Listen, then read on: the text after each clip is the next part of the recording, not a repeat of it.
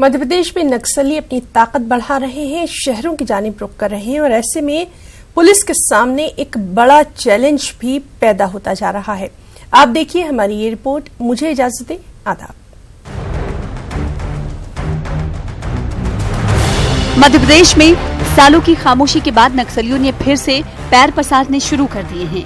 Urban नक्सली के साथ साथ छत्तीसगढ़ और महाराष्ट्र से सटे जिलों में भी नक्सलियों की मौजूदगी देखी जा रही है और इनकी बानगी देखने को मिली पिछले 2 दिनों में रियासत में हुई नक्सली वारदात से, जिसके बाद पुलिस के कान भी खड़े हो गए हैं।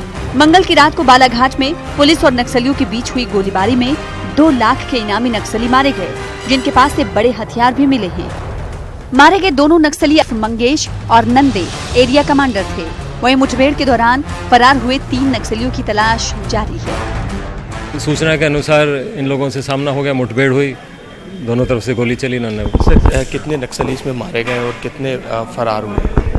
5 नक्सलियों की सूचना थी जो अभी तक खबर आ रही है। उसमें 2 लोगों के मारे जाने की सूचना है।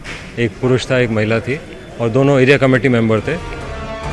वहीं दूसरा मामला भोपाल का है, जहां सालों से चल रहे अर्बन नक्सलियों के स्लीपर सेल का इंकशाफ हुआ, जिसमें 2 लोगों को यूपी एसटीएफ ने गिरफ्तार किया। हालांकि डीजीपी का कहना है कि पकड़े गए जोड़े का एमपी से कोई कनेक्शन नहीं था, लेकिन शहर में नक्सलियों के महफूज ठिकाने जरूर बनते जा रहे हैं।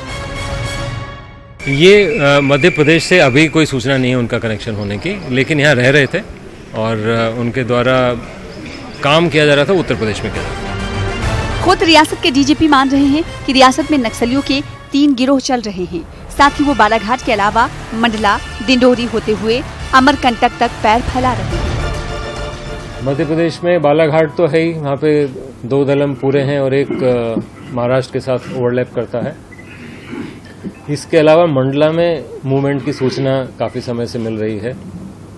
नेशनल पार्क से लगा हुआ एरिया जो है मंडला और छत्तीसगढ़ के बीच में, और कुछ ऐसी योजना का हमें पता चला है कि इनका प्लान है ऊपर जाने का, डिंडोरी अमरकंटक की तरफ जाने का। तो उसके बारे में जो भी स्टेप्स उठाए जा रहे हैं वो हम उठा रहे हैं केंद्र सरकार के साथ भी मिलकर और महाराष्ट्र छत्तीसगढ़ के साथ भी। एक तरफ रियासत के जंगलों में नक्सली अपने पैर पसार रहे हैं, तो दूसरी तरफ शहरों में अर्बन नक्सलियों के फैलते नेटवर्क को देखते हुए पुलिस को फिर से हिकमत अमली बनाने की जरूरत है।